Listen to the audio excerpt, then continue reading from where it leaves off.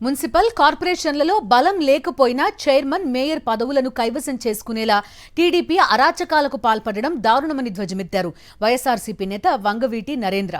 కూటమి నేతల అరాచకాలపై వైఎస్ఆర్సీపీ చేసిన కంప్లైంట్పై ఈసీ న్యాయబద్ధంగా స్పందించాలని కోరారు. తప్పుడు వాగ్దానాలతో అధికారంలోకి వచ్చిన కూటమి హామీలు నెరవేర్చలేక ప్రజల దృష్టిని డైవర్ట్ చేయడానికి డైవర్షన్ పాలిటిక్స్ చేస్తోందని మండిపడ్డారు వంగవీటి నరేంద్ర.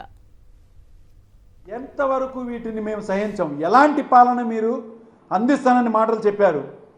చెప్పేవన్నీ శ్రీరంగ నీతులు, అధికారంలోకి వచ్చే ముందు చేసేవన్నీ కూడా దూరేవన్నీ సానికొంపలన్న సామెత ప్రకారంగానే మీరు చేసేవి ఇవాళ ప్రత్యక్షంగా ప్రజలకు తెలియడానికి మీరు ఎంత కప్పిపుచ్చినా ప్రజల్లో అది పూర్తిగా మీరు చేసినటువంటి నిర్వాకం ఒక్కొక్కటిగా మీరు అధికారంలోకి వచ్చి ఏవైతే వాగ్దానాలు చేశారో అవన్నీ మర్చిపోయి వాటన్నిటిని చేయడానికి మీ దగ్గర బడ్జెట్ లేకపోవడం, తప్పుడు వాగ్దానాల అధికారంలోకి వచ్చి ఇవాళ వాటిని కప్పిపుచ్చుకోవడానికి డైవర్షన్ పాలిటిక్స్ మీద మీరు చేస్తున్నటువంటి నీచమైన రాజకీయం, నీచమైన పాలన ఇవాళ ప్రజలు చూస్తున్నారు.